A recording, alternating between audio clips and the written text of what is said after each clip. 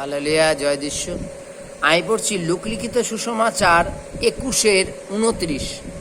আর তিনি তাহাদেরকে একটি দৃষ্টান্ত কইলেন, ডুমুর গাছ ও আর যে সকল গাছ দেখো, যখন সেগুলি পল্লবিত হয়, তখন তা দেখিয়া তোমরা আপনারাই বুঝিতে পারো যে এখন গ্রীষ্মকাল সন্নিকট।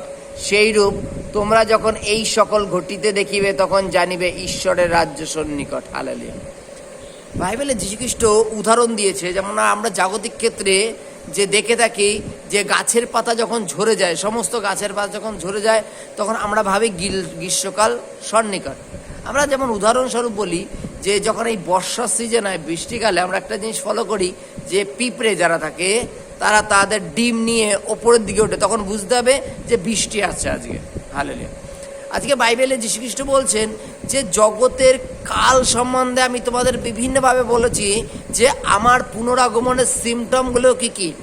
আর এই সিমটমগুলো যখন তুমি দেখবে, এই চিহ্নগুলো যখন দেখবে, তখন মনে করবে যে আমার আগমনও সন্নিকট। হালেলুয়া। তিনি উদাহরণ দিয়ে বলছেন যে গাছের পাতা ঝরে গেলে তোমরা যেমন উপলব্ধি করতে পারো যে গ্রীষ্মকাল সন্নিকট এসে গেছে, গ্রীষ্মকাল পড়ে গেছে, তদানুসারে যে তিনি আমাদের যে সমস্ত বলেছেন যে জাতির বিরুদ্ধে জাতি, রাজ্যের বিরুদ্ধে রাজ্য, দেশের বিরুদ্ধে দেশ উঠবে, তখন তোমরা যেন উপলব্ধি করতে পারো যে যীশুখ্রিস্টর দ্বিতীয় আগমন সন্নিকট। হালেলুয়া।